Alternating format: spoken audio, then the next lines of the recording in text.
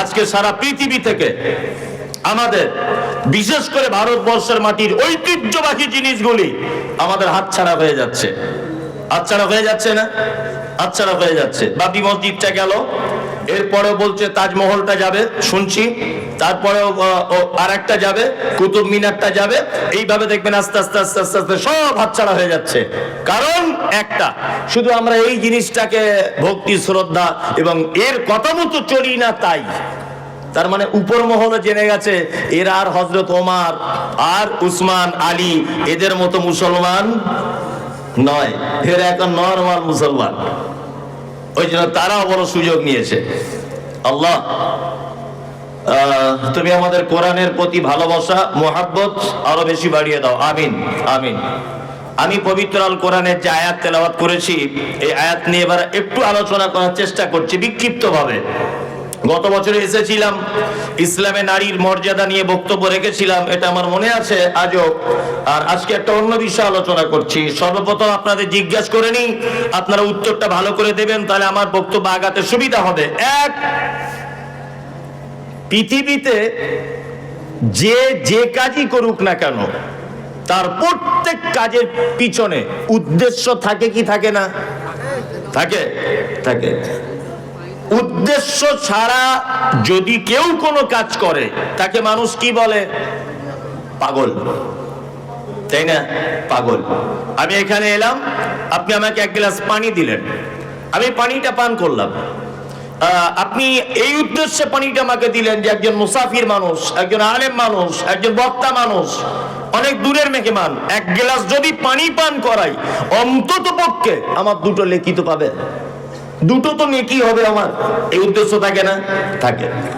এইবার আপনাদেরকে বলছি, সারা পৃথিবীতে আল্লাহ সুবহানাহু ওয়া তাআলা আমাদেরকে যে পাঠালেন, আমাদের পাঠানোর পিছনে কোনো উদ্দেশ্য আছে না নেই? আছে। এটা এ বক্তব্য সবার শোনা। কি উদ্দেশ্য? ওমা খালাকতুল জিন্না ওয়াল ইনসা ইল্লা লিয়াবুদুন। শুধুমাত্র আমি জিন এবং মানুষকে সৃষ্টি করেছি এই কারণে যে তারা শুধুমাত্র আমার ইবাদত করবে। এইবারে আপনাদের সঙ্গে আমার দুই চারটে কথা হয়ে যাক। এক, আমরা মূলত ইবাদত বলতে কি বুঝি, এটা সর্বপ্রথম আমাকে জানতে হবে। নাম্বার দুই, আল্লাহ আমাদেরকে পৃথিবীতে পাঠিয়েছেন কেন? শুধুমাত্র কি? ইবাদত করার জন্য। এবার আপনাকে বলছি, বলুন একটা মানুষ বেঁচে থাকে কতদিন? একটা আইডিয়া করে বলুন। 100 বছর? ও, 60-70 বছর। আচ্ছা, গড়ে ধরে নেন 60 বছর। 60 বছর একটা মানুষ বেঁচে থাকে, তাই তো? না, 60 বছর যদিও পৃথিবীতে থাকে, 30 বছর ঘুমায়। ভালো করে বোঝার চেষ্টা করুন। আর 30 বছর কি করে? ও বেঁচে থাকে, তাই না? এই 30 বছরের ভিতরে ওই আপনার 10 বছর পর্যন্ত হাফ প্যান্ট পরে ন্যাংটো হয়ে আম বাগানে এখানে ওখানে খেলাধুলো করেছে, ওর বুদ্ধি টুদ্ধি হয়নি। তাহলে 30 বছর থেকে 10 বছর মাইনাস থাকলো কত? 20। আবার এইদিকে যখন বুড়ো হয়ে যাবে, লাঠি নিয়ে ঘুরবে, 5 বছর মাইনাস করুন, ও স্মৃতি শক্তি কমে যাবে, চোখে কম দেখবে, কানে কম শুনবে, হঠাৎ পিছন দিক দিয়ে হাওয়া বার হয়ে যাবে, অজু ভেঙে যাবে, এসব নানান কিছু ব্যাপার, তাই না? আরো 5 বছর মাইনাস, তাহলে থাকলো কত বছর? 15 বছর। এবার আপনাকে বলছি, এই 15 বছরের ভিতরে ওর বিয়ে করা, এই 15 বছরে ওর কলেজ পাস করা, এই 15 বছরে ওর মাস্টার ডিগ্রি করা, এই 15 বছরে ওকে হেডমাস্টার হওয়া, এই 15 বছরে ওর পায়খানা পেচ্ছাপ, এই 15 বছরে ওর দীঘায় বেড়াতে যাওয়া, এই 15 বছরে দার্জিলিং এ যাওয়া, এই 15 বছরে ওর ব্যাংক ব্যালেন্স বাড়ানো, সব কিছু এই 15 বছরের ভিতরে, তাই তো? তাহলে একটা মানুষ নিট, একেবারে নিট ফল কত? 15 বছর। তার ভিতরে আপনি ধরে নেন 7.5 বছর ও চলে গেল চাকরি বাকরি এটা ওটাতে, থাকলো কত বছর? 7.5 বছর। কিন্তু আল্লাহর ভাষা শুনুন, এইভাবে আপনাকে কেউ বুঝিয়ে বলবে না। আল্লাহর ভাষা হচ্ছে ওমা খালাকতুল জিন্না ওয়াল ইনসা ইল্লা লিয়াবুদুন। তার মানে আল্লাহ বলছে জিন আর মানুষকে সৃষ্টি করেছে শুধুমাত্র কি করার জন্য? ইবাদত। তাহলে সারা জীবন আপনি 60 বছর পেলেন, তাহলে ইবাদত করার টাইম পেলেন 7.5 বছর। তাহলে বাকি বছরগুলো তো তাহলে মারাত্মক বিপদ হয়ে যাবে। বিপদ হয়ে যাবে কি যাবে না? বিপদ। আসলে ব্যাপার ওটা নয়, ভয়ের কিছু নেই। আমরা ইবাদত এটা কাকে বলে এটা আমরা বুঝি না। এক গ্লাস পানি যখন আপনি পান করবেন, ভালো করে বুঝবেন, আপনি প্রথমে ডান হাতে ধরবেন, পানিটা দেখবেন, বিসমিল্লাহ বলে পান করবেন, 3 নিঃশ্বাসে পান করবেন, বসে পান করবেন, আর ডান হাতে পান করবেন। পান করা হয়ে গেলে আলহামদুলিল্লাহ বলবেন। বলুন তো, এই পদ্ধতিতে, এই 6টা পদ্ধতির অবলম্বনে যদি আপনি 1 গ্লাস পানি যদি পান করেন, এই পদ্ধতি শেখানোর মূলে কে? মুহাম্মদ সাল্লাল্লাহু আলাইহি ওয়াসাল্লাম।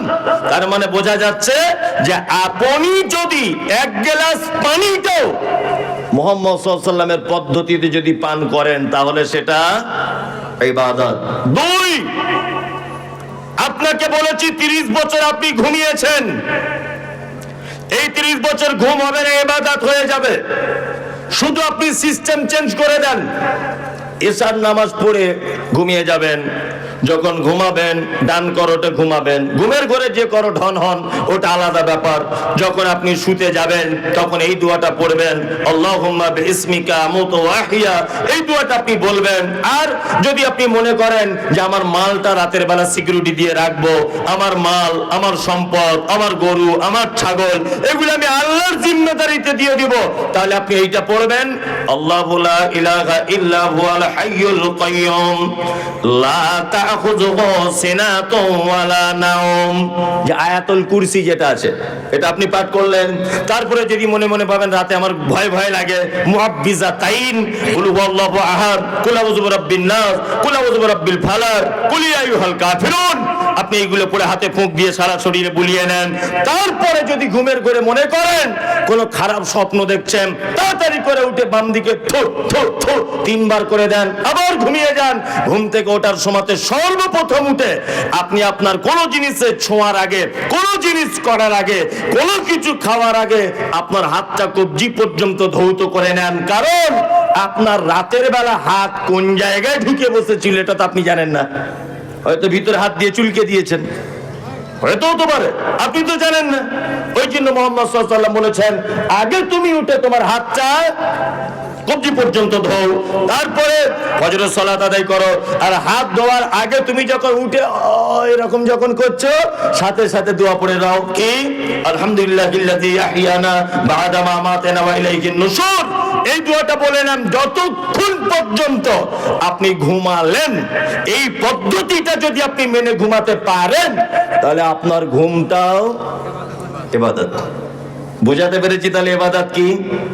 এই দেখুন, আপনাকে আর একটা কথা বলি, গাঁটের নিচে কাপড় পরা সুন্নত না উপরে পরা সুন্নত?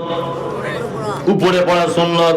আপনি কালকে যখন দর্জির কাছে প্যান্ট কাটতে যাবেন, তখন আপনি দর্জিকে বলবেন যে দর্জি ভাই, গাঁটের অন্তত 2-3 আঙ্গুল উপরে আমার প্যান্টটা রাখবে। দর্জি যদি বলে কেন, আপনি বলুন এই রকম ভাবে প্যান্ট পরার কথা বলেছেন মুহাম্মদুর রাসূলুল্লাহ সাল্লাল্লাহু আলাইহি ওয়াসাল্লাম। তার মানে আপনি যদি নবীজি বলেছেন বলে প্যান্টটা ওইভাবেই যদি পরেন, অবশ্যই ওটা ইবাদত। কি বললাম বুঝলেন? সর্বক্ষেত্রে গোলামি অর্থাৎ মান্যতা। গোলামি মানে কি? মান্যতা। আল্লাহ যেভাবে বলেছেন সেইভাবে চলা, যেটা নিষেধ করেছেন সেটা থেকে দূরে থাকা, নবী যেভাবে বলেছেন সেভাবে চলা, নবী যেভাবে নিষেধ করেছেন সেটা তার থেকে বিরত থাকা, এর নাম গোলামি, দাসত্ব। তাহলে আমাদের মূল উদ্দেশ্য পৃথিবীতে পাঠানো কি? রবের হুকুম এবং আহকাম মেনে চলা। মুসলিম এরা কারা? মুসলিম মানে কি? মুসলিম হচ্ছে সেই আত্মসমর্পণ, মানে প্রত্যেক ব্যাপারে সমস্ত কিছুর নিয়ম কানুন কার পদ্ধতিতে করবে? রবের পদ্ধতিতে। আচ্ছা, আমরা মানুষ অনেক সময় বদমাইশি করলে কি বলি? তুই গরু হয়ে গেলি, বলি না? বলি কি বলি না? আমার মনে হয় কোন মানুষকে গরুর সঙ্গে তুলনা করলে, আর এইটা যদি গরুরা যদি বুঝতে পেরে যেত, তা আপনার নামে কেস করে দিত। কারণ গরুর থেকে তো মানুষ আরো খারাপ, তা আপনি ওর সঙ্গে কেন তুলনা করলেন? আর মুসলিম মানে মুসলিম হচ্ছে সেই যে তার রবের আদেশ আর নিষেধ মেনে চলে, একে মুসলিম। তাহলে আমি তো মনে করি গরু ছাগল হাঁস মুরগি এরা সব থেকে বড় মুসলমান।